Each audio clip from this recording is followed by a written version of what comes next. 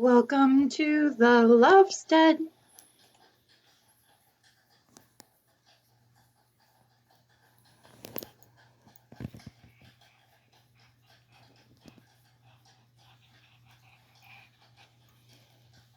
Hello, welcome back to Lady Lovestead Reads. My name is Jessica and this is my July vlog.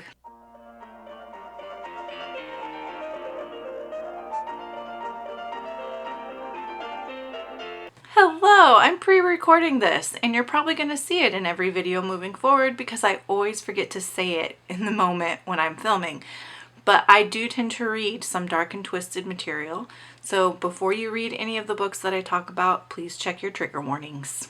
It is Monday, July 1st. I actually have the day off because of the 4th of July holiday. My schedule this week is so funny. So like I have Monday, Tuesday off. I go back in for one day on Wednesday and then I have the 4th off. So kind of an oddball week in terms of a holiday break. That's okay. The book over 500 pages that I'm reading is still A Clash of Kings by George R.R. Martin. It's book 2 in the Song of Fire and Ice series, which is the Game of Thrones series, is what it's more commonly known by. I am 50% of the way through and I'm going to read this today on my day off. So hopefully today I'll be able to make some progress and get another good chunk of reading done on this one. I'm very much enjoying it so far. Then I have not picked up my next book under 500 pages since I DNF'd the last book I was reading.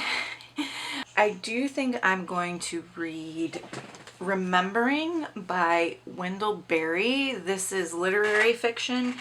I attended a literary festival for work last week, and one of the presenters talked about Wendell Berry in a way that I felt like I really need to read some of his work. And so he writes basically everything. Like he does nonfiction essays, he does poetry, and he does novels. And this is one of his novels.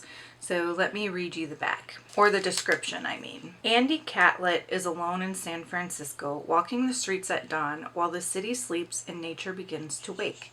It has been 8 months since he lost his right hand in a corn picker back on his farm in Port William, Kentucky. 8 months since he has lost his sense of himself, his sense of place. In this exquisitely crafted novel, Wendell Berry writes about how the acceptance of our membership, our land, our family, our ancestry, allows us to return to a place of integrity from which we are capable of making choices of fulfilling our best intentions. It's kind of a vague description, but what I know about Wendell Berry is that he is an environmentalist and he very much values a connection with the earth. That was sounding like something I wanted to read here in July. So I will pick this up this week and start reading it. And for audiobook, I am right in the middle of book 3 in the True Blood series, which is like Sookie Stackhouse by Charlaine Harris. So book 3 is called Club Dead. Let me read you the description of that one. I'll try to skip over anything spoilery. Things between cocktail waitress Sookie and her boyfriend seem to be going excellently until he leaves town for a while. A long while. Eric has an idea of where to find him, whisking her off to Jackson, Mississippi to mingle with the underworld at Club Dead. When she finally catches up with her boyfriend, he is in big trouble and caught in an act of serious betrayal. This raises serious doubts as to whether she should save him or start sharpening a few stakes of her own. As I said, I'm halfway through this one, and there's a new character that has been introduced named, I don't remember, but it's a werewolf. And there is a lot of chemistry between Sookie and the werewolf. I really like Sookie as a character. She carries these books for me. There's a lot of exposition in this one that gets a little bit tiresome, to be perfectly honest with you. And so far, the plot has been really similar to the plot in book 2. But as I said, I really do like Suki as a character, and I'm only halfway through, so there might be some shocking new development or twist to wrap up book 3.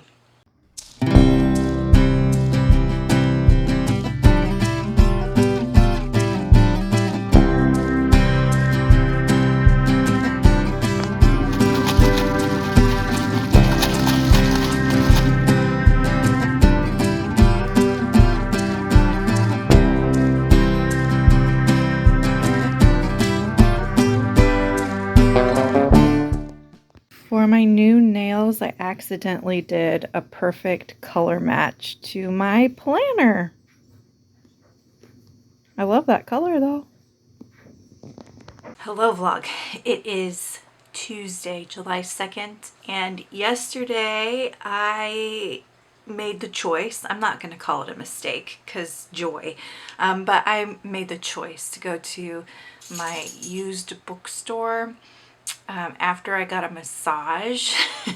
And it's this little bookstore that's in my library, and they sell like donated books and withdrawn books from their library catalogs for deeply discounted prices, and all of the funds go back to library programming. So I'm always very happy to buy books from this little bookshop, and I found 3 yesterday that I purchased, and in total these 3 books cost me less than $2. And like, how can you pass that price up, really and truly?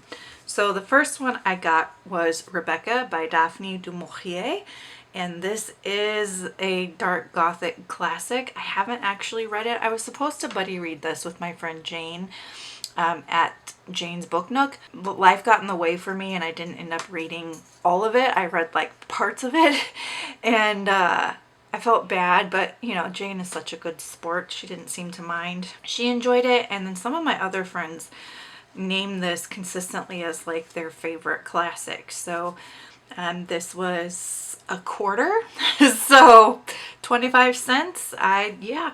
Let me have it. Next, I got this omnibus of Tess Gerritsen's Never Say Die and Presumed Guilty. These are 2 books of hers that I do not have. These are 2 standalones that she wrote, and I've actually not read it. So y'all know she's my favorite mystery, thriller, police procedural, crime novel author, and I would like to have all of her books on my shelf, at least the ones that are crime, mystery, thriller. I don't know so much about the sci-fi because I don't like sci-fi, but I was excited. 2 books in one, and this was $1. And then I got The Regulators by Richard Bachman. I read Desperation by Stephen King, I want to say last year, and I really liked it. It's like in my top 3 Stephen King novels. This is a companion novel to that. Richard Bachman is a pen name for Stephen King, and I should show you at some point, but the covers actually line up. So like, that's the cover right there of Desperation, and that is the edition that I have. They're both hardcovers. So I have been wanting to read this, and it was on the shelf for 50 cents. 50 cents for this near perfect condition hardcover that matches the other hardcover I have. So I could not pass that up.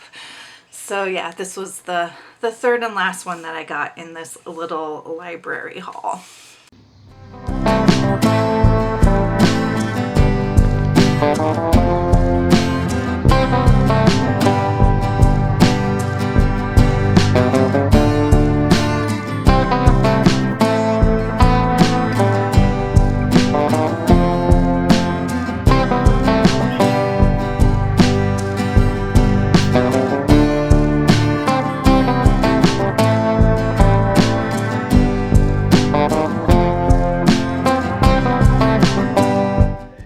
Hello, it is Saturday, July 6th. We survived the 4th of July holiday. It's always really hard on my critters.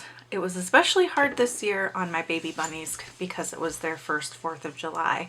So I had a friend over, and my friend was in the basement the whole time the fireworks were going off and they were with the dogs and the cats. And then I would like rotate between being down there and being upstairs with the bunnies because the babies were just running circles. So I was trying to just comfort them and make sure they knew they were safe and all of that. And Mona, Mona's my oldest bunny. She's my OG. She's my girl. She's the chillest rabbit you will ever meet. And so all the babies were like freaking out and Flufflepuff's over in the corner, like hiding, breathing heavy. Mona's just sitting there eating her hay. Like that, like totally chill. She's so funny. I didn't take any video of it because I was just kind of focused on being there for them in the moment instead of trying to film it. So we did survive though. Everyone is more or less back to normal now. Reading updates. I finished Club Dead by Charlene Harris, which is the third book in the Suki Stackhouse mysteries. I gave this one 2 stars. It didn't work for me. There was so much exposition, which is telling rather than showing. And I don't like Bill at all. I think he's so problematic. He does not know or understand anything about consent. I just really find him to be a disgusting character. I did like the new character that was introduced, Alcide, the werewolf. I thought he was a fun introduction into like the world because he taught us a lot about like werewolves and how they function within this world. And the only thing about it though is there's just so much exposition. Like he was just like, this is werewolves, this is what werewolves do, this is what werewolves believe. And it was just so very info dumpy. And then I liked Suki. I do feel like Suki kind of carries these stories for me. I think she's a really fun character. I like how confident she is. I like how snarky she is, how brave she is. I like how she stands up for herself, but she's also just this like very feminine woman. I really like her. But overall, I didn't enjoy this book. I will read the next one and hope that it gets a little bit better because I think every book series has a dud. And maybe this was just the dud in the series for me. I am, however, going to pick up a cozy for my next audiobook. It's the first in a series. I own this book. I have it on my shelves. So 2 birds, 1 stone kind of situation. It is the first book in the main clam bake series. It's called Clammed Up by Barbara Ross. Let me read you the description. Julia Snowden returned to her hometown of Busman's Harbor, Maine, to rescue her family's struggling clam bake business, not to solve crimes. But that was before a catered wedding on picturesque Morrow Island turned into a reception for murder.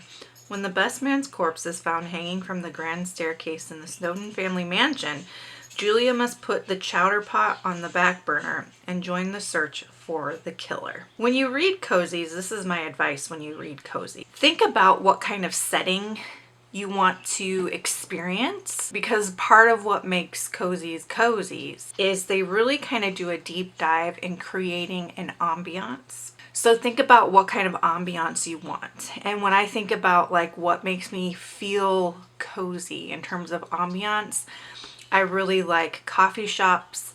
I like New York City, oddly enough. I like just the East Coast in general.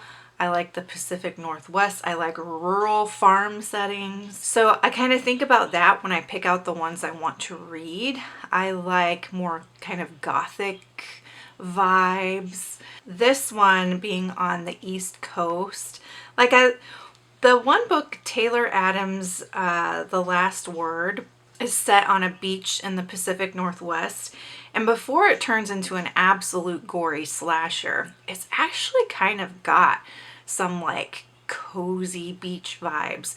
So anything set on like Cape Cod or Martha's Vineyard, the Hamptons, things like that, where there's just a lot of like natural spaces, that feels very cozy to me. So the reason that I did pick this one out to try, I picked it out years ago. I think I have a book haul video even where I share hauling it, was because of that main connection. And on the cover, there's a lighthouse, and lighthouses feel very cozy to me.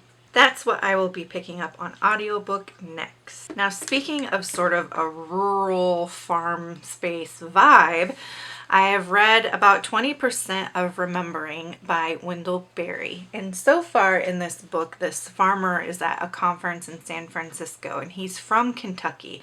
And he actually runs and works on a farm. But he's at this conference, which is about the American food system, and he's attending these talks. And the talks are all super, super academic with all the academese language, like just the language that's not accessible to the general population. And he's sitting there in these sessions and he's getting so very frustrated. He was invited there to speak.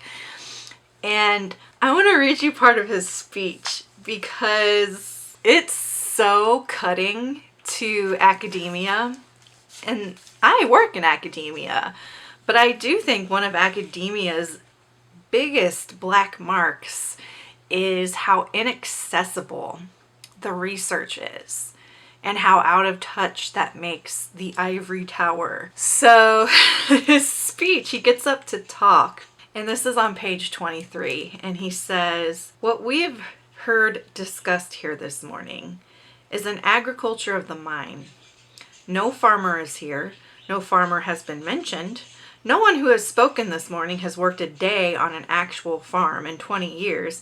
And the reason for that is that none of the speakers wants to work on a farm or to be a farmer. The real interest of this meeting is in the academic careerism and the politics and the business of agriculture. And I dare say that most people here, like the first speaker, are proud to have escaped the life and work of farmers whom they do not admire. This room," he said, "it's an image of the minds of the professional careerists of agriculture. A room without windows, filled with artificial light and artificial air, where everything reducible has been reduced to numbers and the rest ignored. Nothing that you are talking about and influencing by your talk is present here or can be seen from here." It's so cutting, but it's so true, and I loved it. This book so far, it really is like flashing back and forth between his current experience at this conference and then his life back on the farm, and like how different the crowds are and the people are at the conference versus the actual farmers who are doing the work. And that has been the majority of what I have read so far. Now, according to the description, he's gonna go on this long walk and like do some really deep thinking about his life, and I'm excited to get to that and see, what are these deep thoughts, because that little part in his speech where he was just taking down all these like elitist academics, I loved it. I loved it. That's where I'm at with that.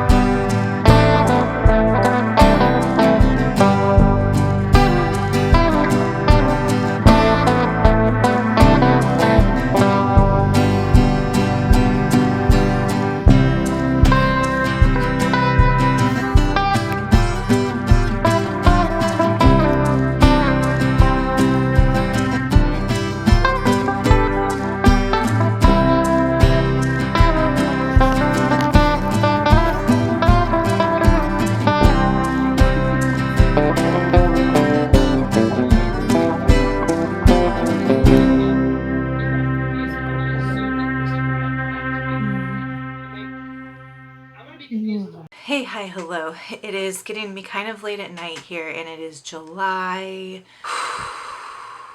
Friday, July 12th. This month is going by simultaneously fast and slow, and I don't know if that makes any sense at all.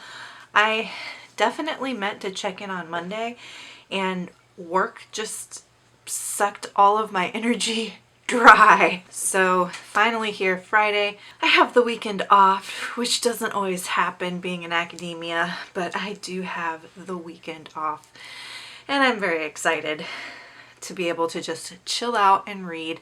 And I've got some cleaning to do and gardening and all that fun stuff. So I wanted to do a little check-in here in terms of reading. I finished Remembering by Wendell Berry, and I gave it 4 stars. This I don't think is going to be a super popular book amongst the general public because really absolutely nothing happens.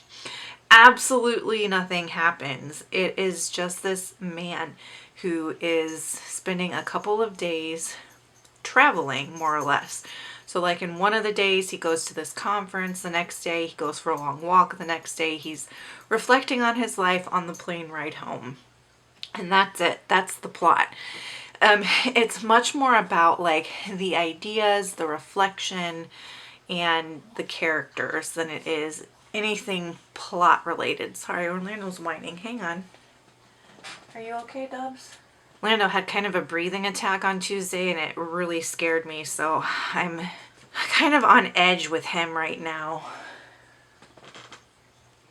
But I think he's okay. I thought that this covered some interesting ideas. Like some of the major ideas that this book discusses are, is advancement good for us? This focuses a lot on agriculture and food systems in the United States. And in one scene, the main character is reflecting on when he worked as a journalist in the agriculture industry, and he was trying to find an award, the Farmer of the Year. And he first meets with this farmer that's doing all of these new practices of like all of the fields are dedicated to corn, and he has no employees or no animals, and he's got this big house, like, and it's just a stark contrast to this next person he just kind of meets along the road on his way home. He stumbles across an Amish individual, and he just stops and he talks to this Amish man, and he's like, tell me about your farming practices. And the Amish man takes him around his farm and talks to him about his culture and his practice and how, you know, they're very communal and interdependent, and they live by the land, and they've got lots of different ecosystems within the farm. So one of the big questions is like, is the new tech at these more modern farms actually good for us? Or are these more traditional ways that don't necessarily involve all the tech the healthier route to go for American society? And the author concludes that it's the traditional routes that is actually much more healthy for us because it supports a larger number of people. It's not just about profit. It supports a larger number of ecosystems and just living beings in general, from people to plants to animals to insects. And I tend to agree with that. I'm not necessarily here to get into any debates about, you know, what's right or wrong around farming practices and food production in the US. I'm certainly not an expert on it. But the way that I like to live my life, based on my indigenous background, is more connected to the earth, more connected to communal interdependent lifestyles, and living in a way that supports all living things. That, I mean, I think that that is the main theme of this book. And he also talks a lot about grief over losing his hand in that farming accident, and he's just trying to come to terms with his new body and his new limitations that he has now that he's only got the one hand, and just trying to adapt to that and wrap his head around moving forward in his new normal and finding his self-worth, because he really takes a hit to his self-worth when he loses his hand, because he just feels like he's not helpful to anyone anymore. He just thinks that he's just this useless waste of air that, you know, his fellow farmer friends is like, hey, come help us out with this. But then he feels like when he goes to help, he's just getting in the way and he's not really helping. And so a lot of it is him just coming to terms with that and figuring out how to move forward with his new normal. And I think that there is a lot to be appreciated about this book. It's kind of difficult to get through. It's not exactly immersive or thrilling. It's not a fun read. It's not a happy read. But I do think it has elements of hope in it. And it does make you think about like some of these concepts that I'm always chewing on. I am always thinking about, you know, grief and moving on to a new normal, living with a chronic illness that is very dynamic and different from day to day. I don't know if next year even I'm going to be healthy enough to ride my horse, right? So while I've never lost a limb or experienced that level of trauma, I understand like a tiny bit of it, and I can get where he's coming from and kind of relate to that. And it is something I think about every single day. And I also really value like practices that value the earth, that practices that value community care. So for me, it's kind of right up my street with things that I'm thinking about a lot anyway and find really interesting. Did it open my eyes to new ideas? Not really. It didn't really shed light on anything that made me go, I've never thought of it that way before. These are all things that I've previously thought or read other places. So it wasn't necessarily groundbreaking for me, but it was like, I don't know, like a good sort of refresher course, I guess. And it's a short book, so it wasn't like I was spending tons of time rehashing some of this stuff. And I do think it was a nice, tidy little way to cover some of the issues that Wendell Berry is really interested in and writes a lot about in the nonfiction world. It was a tidy, nice little way to share and illustrate those positions and those ideas in a work of fiction. So he was able to translate his essays nicely into a fictional story. And I think that's all I have to say about that. But yeah, I gave it 4 stars. Will I read more of his fiction? Probably not. I'm probably going to stick with nonfiction. Yeah. The next book that I picked up then is The Women by Kristen Hanna. And this is historical fiction about Vietnam. And I won't read you the back. I will just tell you because I'm halfway through it now. The main character is Frankie McGrath, and she's a nurse. Her brother goes to Vietnam, and before he leaves for Vietnam, his family throws him this big like going away party, and one of his friends is there, and she's talking about how she wishes she could do something, like she could do more to help the soldiers. And he said, you know, women can be heroes too. And so that kind of sticks in her brain as she's going about her nursing education, and she starts a job in this hospital, or she's, you know, brand new in nursing, but she just has this like urge to do more. Like she feels like she's meant to do more. And she ends up joining the Army Nurse Corps and ships out to Vietnam. And so far, I am to the point where she is just wrapping up her second tour in Vietnam and everything that has happened there, the people she's met, the people she's lost, the horrific things she's seen, the camaraderie she's built with others, and she's about ready to go home. And from what I know of this era, the ones that came home were not treated very well when they returned stateside. One of my very good friends is a Vietnam War veteran, and he tells me a lot of stories about people like literally spitting on him when he came back from Vietnam. And I am really curious to see how Kristen Hanna illustrates that once Frankie gets back stateside. So far, I think this is an excellent read. I would not recommend it for a Vietnam War veteran. I think it would be extremely triggering for you if that's you. But if you want to learn more about the war, I would definitely recommend it. As I'm reading it, I find myself like researching the different things that Kristen Hanna writes about in this story, like the different locations, the different sort of battles, like the timeline as the war starts to heat up as it goes along.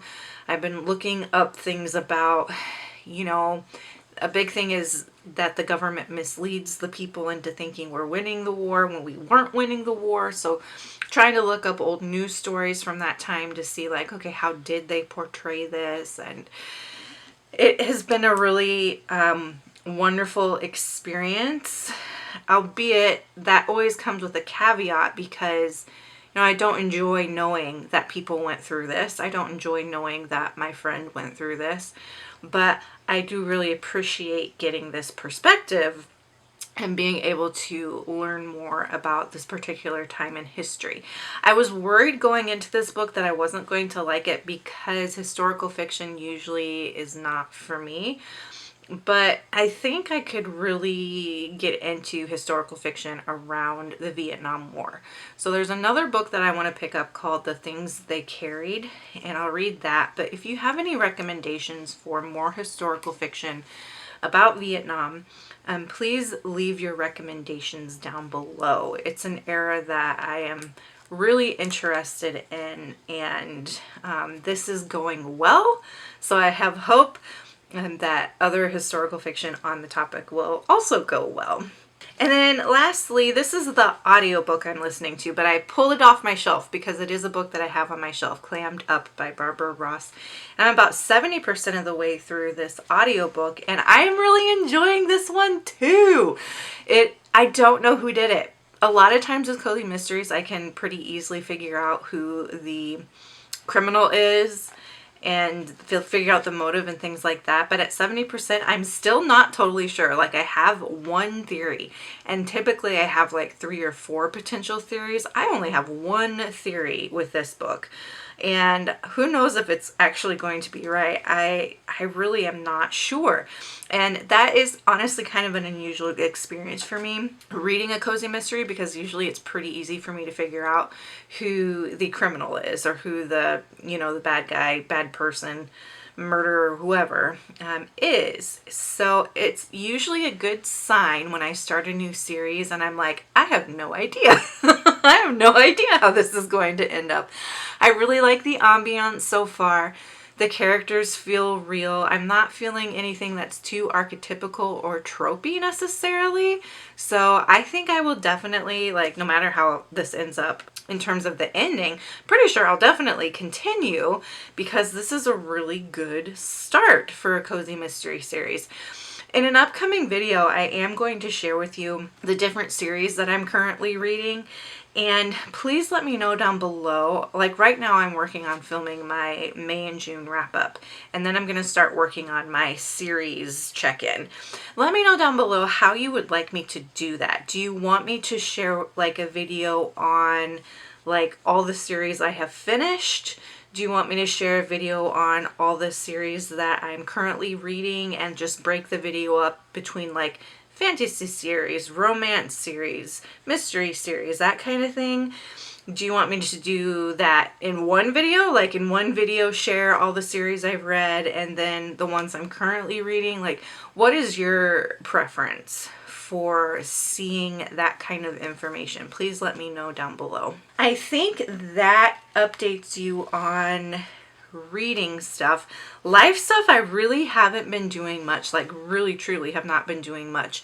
I have been working hard because we're in a new academic year and I'm trying to knock out a bunch of my goals before fall, so I can kind of coast a little bit in the fall and winter. So I've been like really hitting work hard right now. And then I have just been working on keeping up with chores, keeping my animals medicated and fed, and taking care of myself. Because if you watch my June vlog, you know I have a broken foot and I've got about 4 more weeks to go. No, not 4. About 2 more weeks. I did the math wrong. About 2 more weeks to go before it should be fully healed, I think. I don't remember. Okay, so it was 6 weeks, June 15th.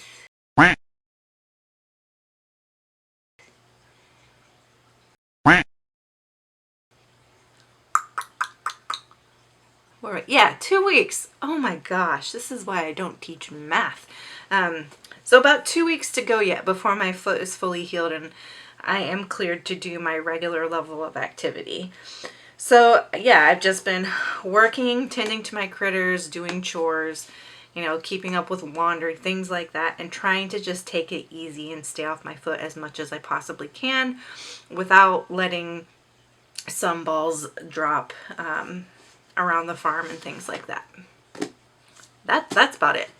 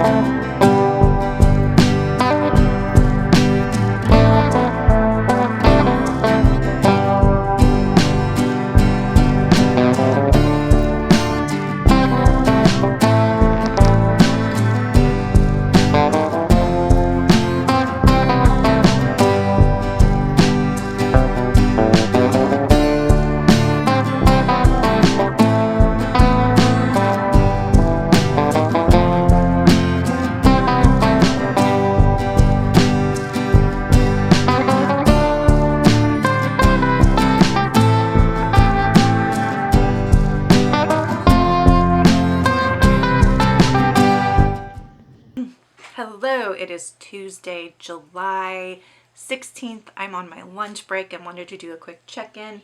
Not much going on in my life, just been working and doing chores, and that is literally about it. It's been a very sort of low-key month. I did finish some books, so I finished Clammed Up by Barbara Ross, which is the first book in the main clam-baked cozy mystery series. I gave it 3.5 stars. I really enjoyed this. I loved the setting. I liked the characters. I did not guess the conclusion. Like, I didn't solve the mystery. And usually I can solve the mystery in cozies pretty easily. But the twist at the end, like I had one theory and it was partially right, but there was a twist that was like, whoa, I did not see that coming, and it was great. I loved it. And I will definitely read the second book in this series. I don't own any more other than just this first one, but I'm happy I knocked a book on my to be read owned shelves pile off, and I am back at 41%, moving forward on the goal of getting to 50% of my books read. So that is exciting. The next audiobook that I'm picking up is the fourth book in the Puddleduck Farm series by Della Galton, and I will read you what I can of the description. It is like the last book that I know of in this series, so the description might be spoilery, and if it's spoilery, I'm not going to read it all to you, but let's just see. That's a spoiler. That's a spoiler. Yeah, I can't read you the description. It's going to spoil the story for you if you ever plan to read these books. But Puddleduck Farm, I'm sure if you've seen my videos before, you already know what this series is about. But it's a series that's set on a farm in a small town in England called New Forest. The farm's called Puddleduck Farm.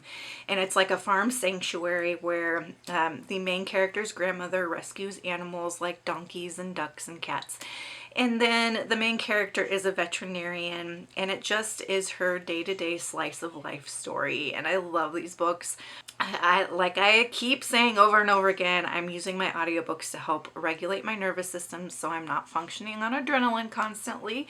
And this series has just done wonders for me and my mental health in that regard. And I have mixed feelings about going into this one. I'm like excited to read another of the installments, but I'm also sad that this looks like it is the last one, and I don't know if the author is going to continue writing books in this series. So that is what I'll be reading on audiobook.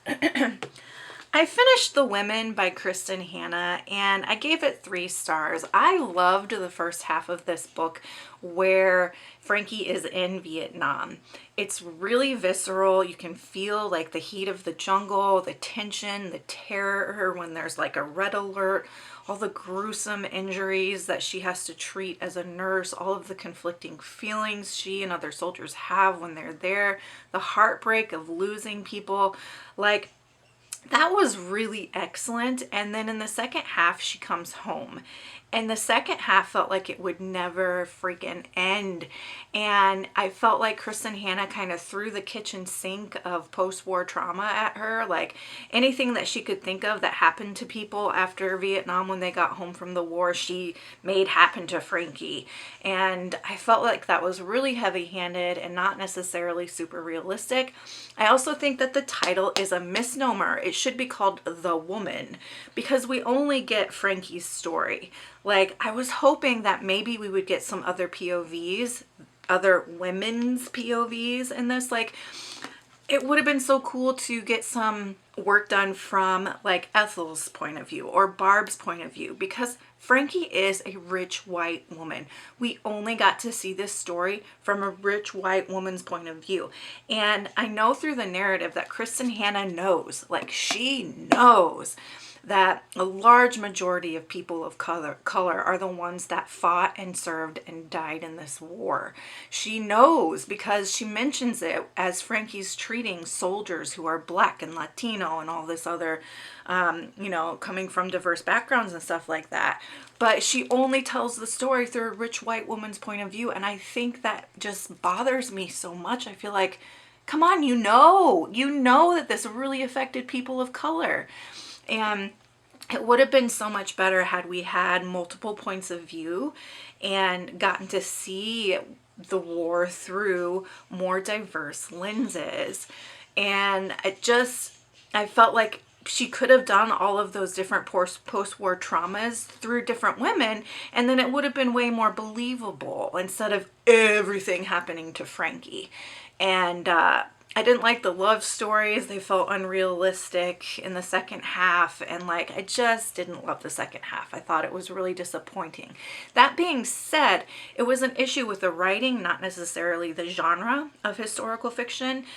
As a historical fiction genre, I really did enjoy learning about Vietnam and sort of being immersed in that history. So if you have, I think I've asked this before in a previous check-in, but if you have other books that you have read about Vietnam, please leave them in the comments down below as recommendations because I will definitely check them out. I don't know if I'll read more Kristen Hanna though, honestly, because that second half was so disappointing and it was so much info dumping. It felt very amateur in terms of the actual writing in the second half, and I don't know. I don't know if she was rushed on a publication deadline or what happened there. But loved the first half, felt like the second half would never end. So I did give it 3 stars. The next one I'm going to be picking up is a thriller by Kate Alice Marshall. I've read a couple other books by Kate Alice Marshall and really loved them. So let me read you the description of this. 3 sisters, 2 murders, and too many secrets to count. 14 years ago, the Palmer sisters, Emma, Juliet, and Daphne, left their home in Arden Hills and never returned. But when Emma discovers she's pregnant and her husband loses his job, she has no option but to return to the house that she and her estranged sisters still own and where their parents were murdered. Emma has never told anyone what she saw the night her parents died, even when she became the prime suspect. But her presence in the house threatens to uncover secrets that have stayed hidden for years, and the sisters are drawn together once again. As they face their memories of the past, rivalries restart, reconnections are forged, and for the first time, Emma starts to ask questions about what really happened that night. The more Emma learns, the more riddles emerge, and Emma begins to wonder just what her siblings will do to keep the past buried and whether she did the right thing staying quiet about what was whispered that night. No one can know. I'm wondering if this is a haunted house story. Kate Alice Marshall has a YA haunted house story called These Fleeting Shadows, and it's like a YA version of Mexican Gothic, if you like that one. I thought it was really good. I really liked it. And I thought she did the haunted house aspects really well. And I'm feeling excited right now reflecting on that book and wondering if this is going to be an adult haunted house story. It kind of seems like it won't be based on that description, but I'm curious if that's where she's going to go with it. Hi. Hi. Hi, sweet pea. Now you've gone and done it. Now you've gone and done it. Hi, Dolly. Hi, honey. Did you officially get jealous?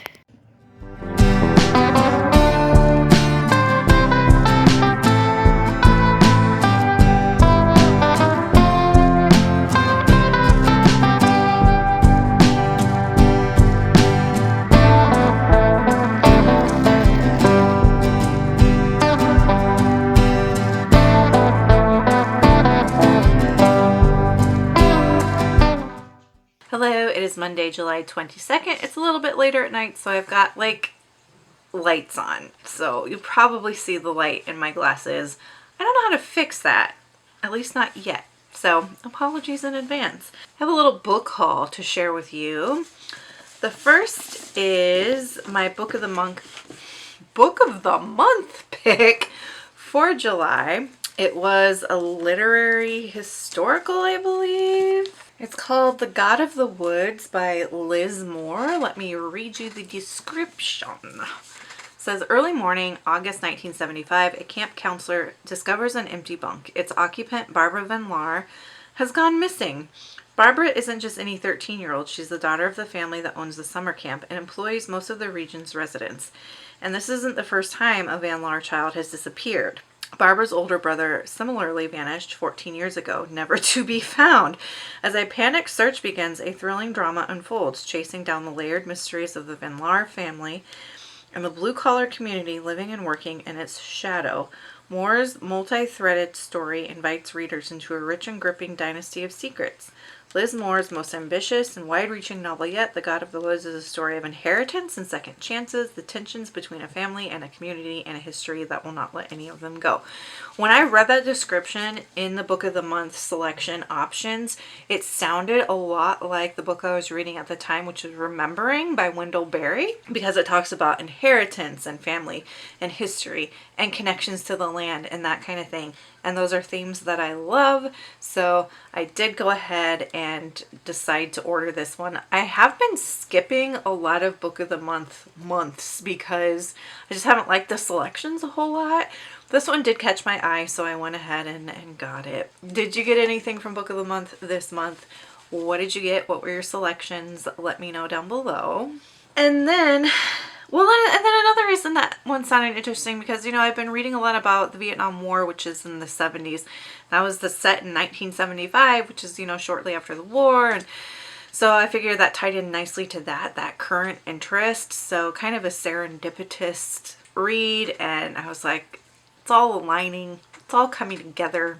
So got it. And speaking of all aligning and all coming together, my friend Cheryl sent me a book that I have been interested in reading because my friend that is the Vietnam War veteran talked about this particular person.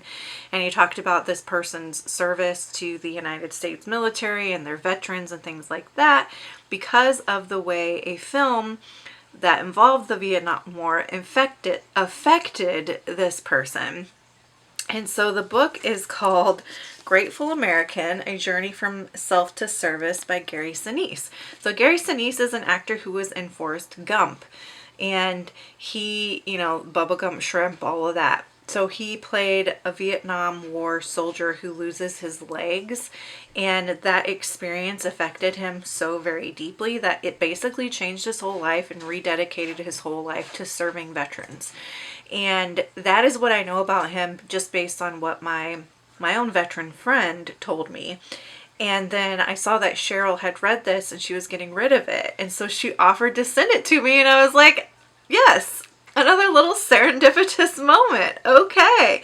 So I will just read you the dust jacket of this one.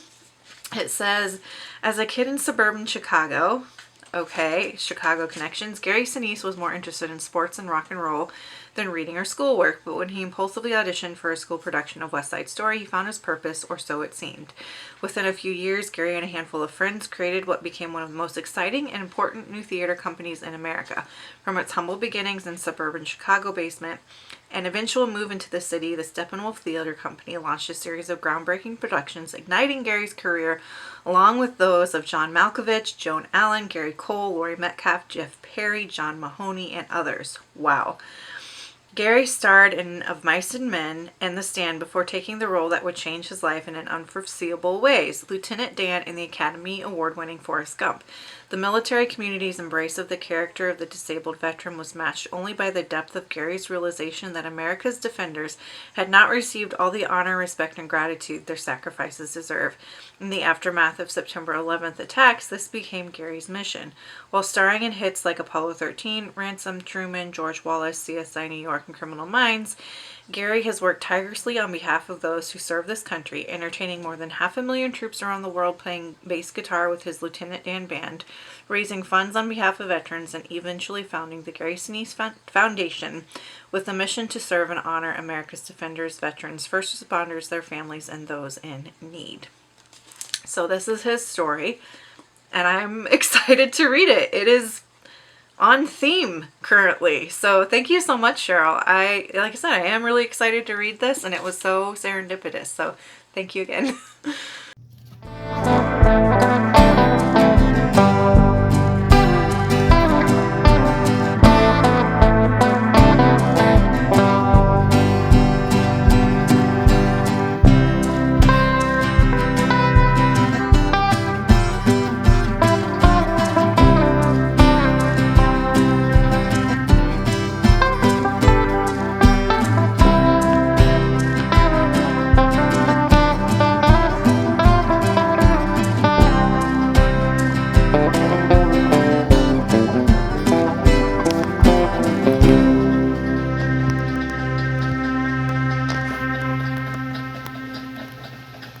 Hello, lovelies. It is Wednesday, July 31st, last day of July. So I guess we wrap up the vlog today. I really have not done a whole lot this month. This past week, I had probably the worst migraine I've ever had in my life. And it literally took me like all week to recover from it. Fun times. I haven't finished anything since my last check-in. I'm about halfway through all 3 of the books that I'm reading. So one of them is No One Can Know by Kate Ellis Marshall. I'm enjoying this so far.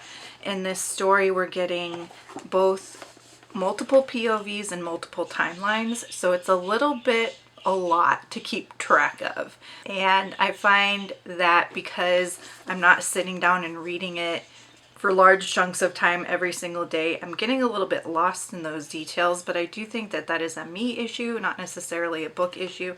I just haven't had the time or energy to be able to focus well enough to track all of that information very carefully, and that's my problem. It's not the book's problem. But I'm enjoying it so far. It feels a little bit like Dark Places by Gillian Flynn, if you've ever read that, except that it is not nearly as like gritty as Dark Places, but it has some similar themes like the satanic panic and that kind of thing.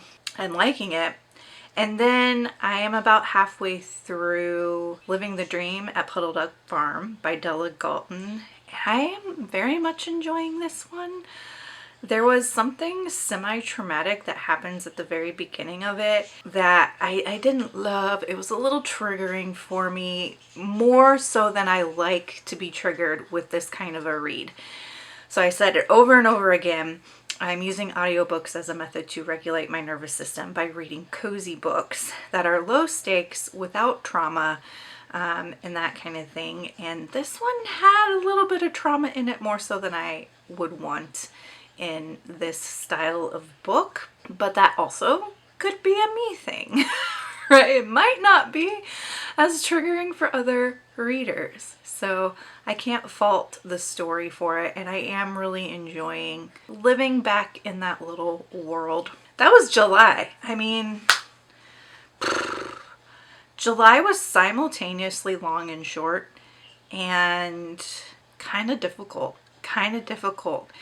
I really had to have a lot of grit to get through this month. That's probably not going to change in August, but fingers crossed I'll have a bit more energy and be able to do more fun things. So I will leave it at that. That was July. Let me know down below what you're reading, how the month of July went for you. If you just want to leave an emoji to let me know you were here and you made it to the end of this video, go ahead and leave the droopy rose emoji. And don't forget to like and subscribe. Until next time, make sure that you continue to read good books, drink good coffee, take care of yourselves and each other. Bye!